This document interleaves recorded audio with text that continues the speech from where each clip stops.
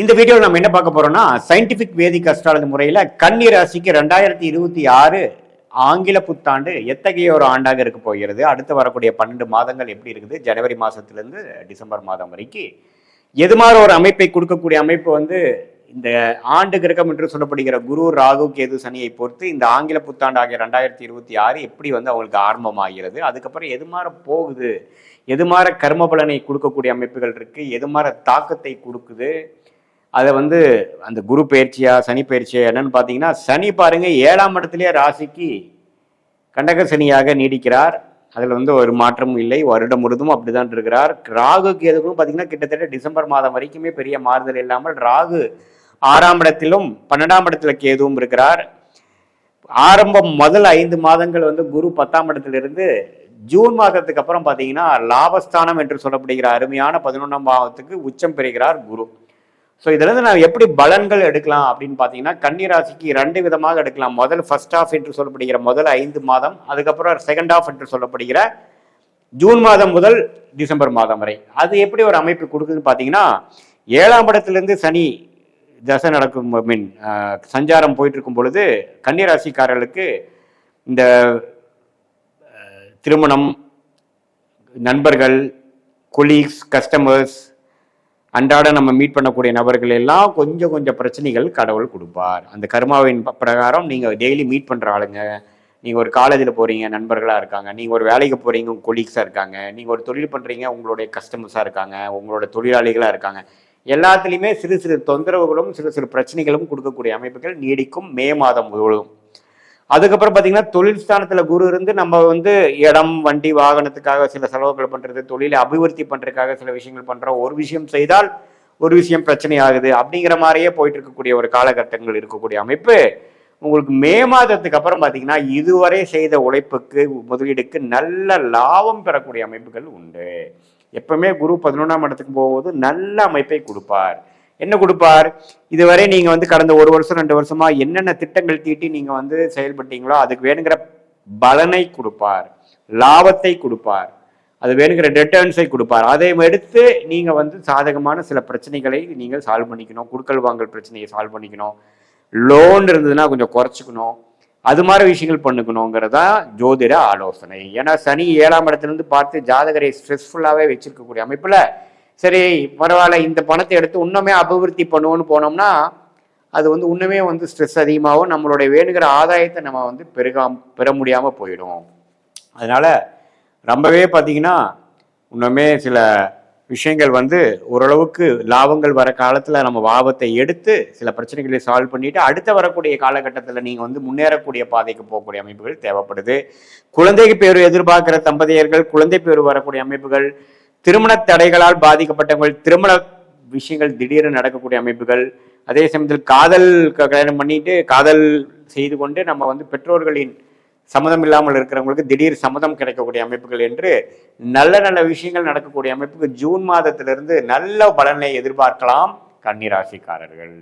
So இளைய சகோதரனால சில பிரச்சனைகள் போயிட்டு இருக்கு, மூத்த சகோதரனாலும் பிரச்சனை போயிட்டு இருக்குதுங்கிறவங்களுக்கெல்லாம் பார்த்தீங்கன்னா அந்த சகோதர பாவங்கள் ஓரளவுக்கு பாசிட்டிவாக வர்றது, சோஷியல் லைஃப் இம்ப்ரூவ் ஆகுறது, கொஞ்சம் நம்ம டோட்டலாகவே யாரோடையும் பழக முடியாமல் ஒரு மாதிரி பிரச்சனைக்குள்ளேயே நம்ம இருக்கிறோங்கிறப்ப பார்த்தீங்கன்னா சில பிரச்சனைகள் சால்வ் பண்ணி ஒரு ஜனரஞ்சக வாழ்க்கைக்கு நம்ம போய் இப்போ சோஷியல் லைஃப் இம்ப்ரூவ் ஆகுறது, ஒரு ஃபங்க்ஷனுக்கு நம்ம ஒரு ஃபங்க்ஷன் நடத்துறது, சுப விஷயங்கள் நம்மளுடைய வீட்டில் நடக்கிறது, சொந்தக்காரங்களாம் உங்கள் மேலே கொஞ்சம் பெருமைப்படுற மாதிரி சில விஷயங்கள் நடக்கிறது, நல்ல பேர் வாங்குறது, தொழிலில் ஜெயிக்கிறது, லாபம் பெறுவது, வேலையில் ப்ரொமோஷன் ஆகுறது, காம்படிட்டிவ் எக்ஸாம்ஸ் கிளியர் பண்ணுறவங்களுக்குலாம் கிளியர் பண்ணுறது, வேலையில் போய் ப்ரொமோட் ஆகுறது, ஆல்ரெடி ஒரு பொசிஷன் இருக்கிறவங்க அடுத்த லெவல் போகிறது, அப்படிங்கிற மாதிரி நல்ல சாதகமான பலன்களை கொடுக்கக்கூடிய ஒரு அற்புதமான காலம் ஜூன் மாதத்திலேருந்து இருக்குங்க.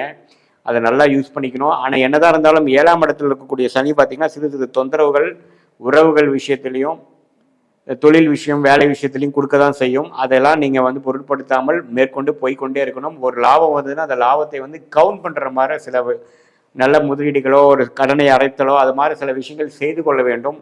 அதையே இன்னும் திருப்பி பிஸ்னஸ்லேயே போட்டு பண்ணும் பொழுது உங்களோட ஆதாயம் நீங்கள் எடுத்துக்க முடியாமல் போயிடும்.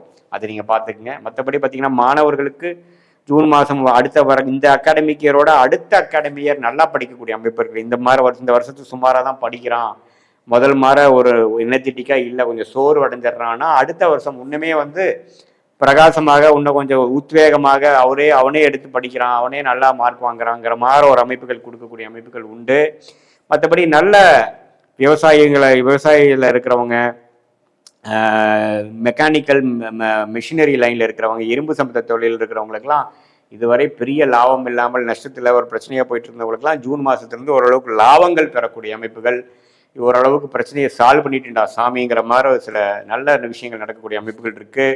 இது பொதுவான பலனை தவிர உங்களுடைய ஜென்ம ஜாதகத்தில் நீங்கள் எந்த பிறந்த தேதி, பிறந்த நேரம், பிறந்த ஊரில் பிறந்தீங்க, அது மூலமாக என்ன தசாபுக்திகள் போய்கொண்டிருக்கிறது, அது அருமையான தசாபுக்திகளாக போய்கொண்டிருக்கிறதா அல்லது மிகவும் சுமாரான தசைகளாக போயிட்டு இருக்கிறதா, அந்த தசநாதன் புக்திநாதன் வந்து இந்த கோச்சாரத்தில் எது மாதிரி அமைப்பில் இருக்கிறாருங்கிறதெல்லாம் நம்ம சேர்த்து வைத்து பார்க்கும் பொழுது எந்த விஷயம் நமக்கு சரியா நடக்கக்கூடிய அமைப்புகள் இருக்கு, எந்த விஷயம் நடக்க வாய்ப்பு கம்மியாக இருக்குது, நம்மளுடைய பிராப்தம் என்ன, நம்மளுடைய ஷார்ட் டேர்ம் எப்படி காட்டுது, நம்மளுடைய லாங் டேர்ம் எப்படி இருக்குது, வெளிநாடு வாய்ப்புகள் உண்டா, கல்யாணம் எப்போ அபிவிருத்தி பண்ணலாம், எப்போ அடக்கி வாசிக்கலாம், எப்போ நம்மளோட உடல்நல கோளாறுகள் சரியாகும், எல்லா விஷயங்களும் அதுக்கு தகுந்த மாதிரி கர்ம பலன் பிரகாரம் நமக்கு எப்படி செயல்படுற மாதிரி இருக்குதுங்கிற டைம்லைன்ஸ் தெரிஞ்சிட்டிங்கன்னா உங்களுக்கு தேவையற்ற மன உளைச்சல், ஆசிலேஷன், கன்ஃபியூஷன், கிளாரிட்டி இல்லாமல் செயல்படுறது எல்லாமே நீக்கி தக்க முடிவுகளை தக்க நேரத்தில் எடுத்து தேவையற்ற விஷயங்களை கழித்து சமய விரயங்கள்,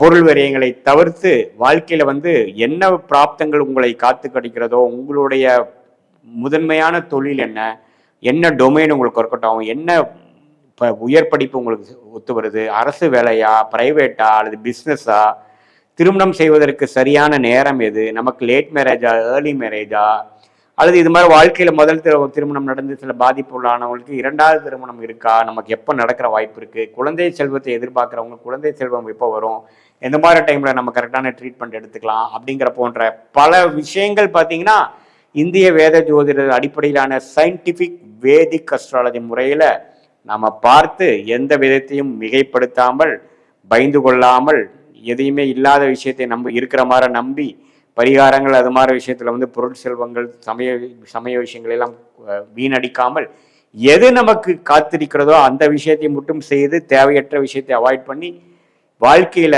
எளிதில் நம்மளுடைய கர்மா இருக்குதுங்கிறது தெரிந்து, நம்மளோட பிராப்தத்தை தெரிந்து அது பிரகாரம் திட்டங்களை தீட்டி நீங்கள் செயல்படுவீங்க என்றால் கண்டிப்பா வாழ்க்கையில பாத்தீங்கன்னா எளிதில் வெற்றி பெற்று உங்களுடைய பொட்டன்ஷியல் என்னவோ, உங்களுடைய வாழ்வாதாரத்துக்கு வேணுங்கிற பொட்டன்ஷியல் என்னவோ, ஃபார் எக்ஸாம்பிள் நீங்கள் 100%ல வந்து ஒரு 80% இந்த டைம்ல நீங்க ஜெயிப்பீங்கிற மாதிரி இருந்தால் அந்த 80% எளிதில் வெற்றி பெற்று தேவையற்ற விஷயங்களை தவிர்த்து வாழ்க்கையில் எளிதில் வெற்றி பெற முடியும் என்று சொல்ல விரும்புகிறேன். மீண்டும் மற்றொரு காணொளியில் சந்திப்போம்.